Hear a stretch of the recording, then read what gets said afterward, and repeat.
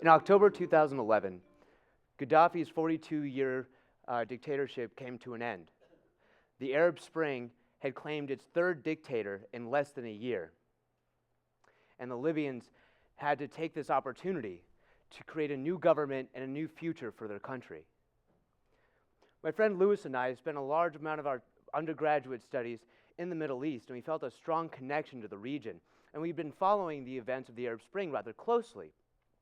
And we were doing so because the Arab Spring was a monumental moment for our generation, where neighboring countries, a whole series of them, ruled by dictators for decades, overthrew their leaders just one after another. As much as I wanted to see the Arab Spring for myself, it just wasn't safe.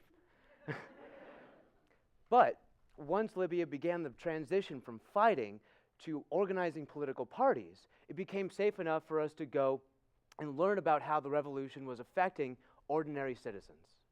It was a rare opportunity for us to see in person what America's founding fathers must have experienced.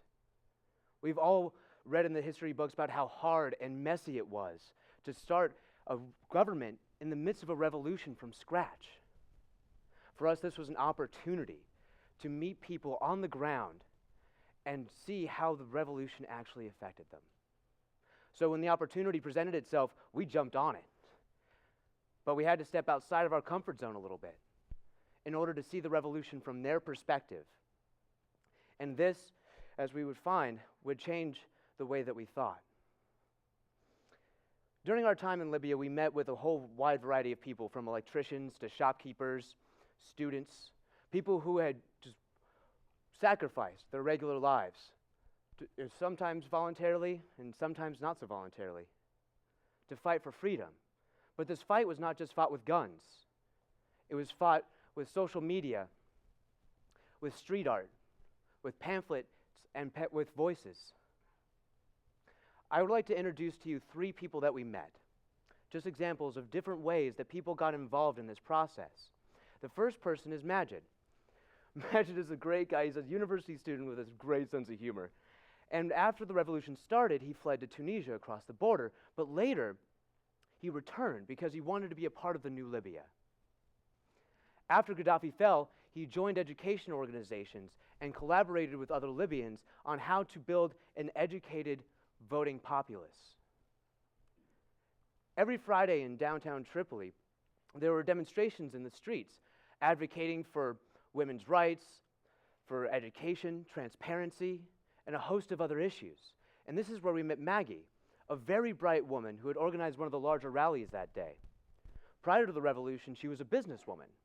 But during the revolution, she was a leader of a women's advocacy group, which lobbied to secure a strong role for women in the upcoming government, which was primarily a patriarchal society.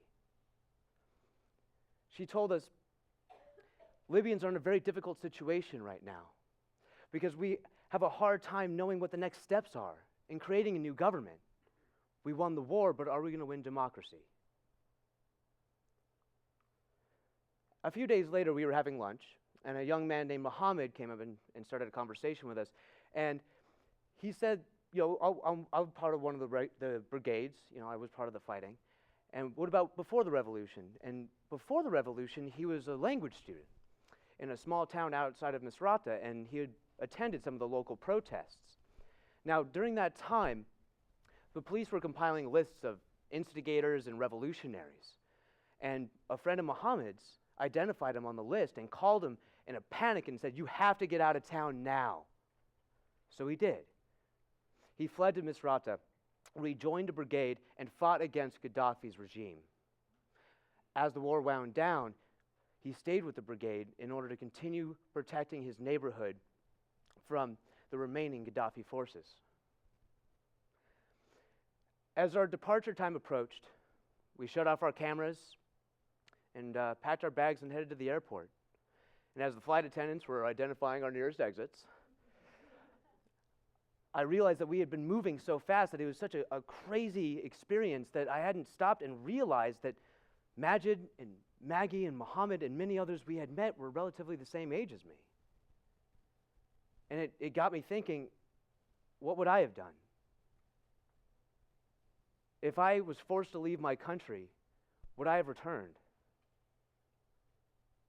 If I had lost my livelihood, would I have fought for civil rights? If I had been targeted by government forces, would I have taken up arms? And would those have even been the right decisions? I'd like to think that I'd have the courage to fight for what I believe in the face of such adversity, but it's impossible to know for sure. But what I did learn is that it's important to step outside my comfort zone every once in a while and experience life from the perspective of someone whose world is vastly different from mine. Now, I'm going to be honest, going to Libya was definitely going out of my comfort zone. But I also had the opportunity to witness one of the great social movements of our time. Thank you for letting me share these stories with you today.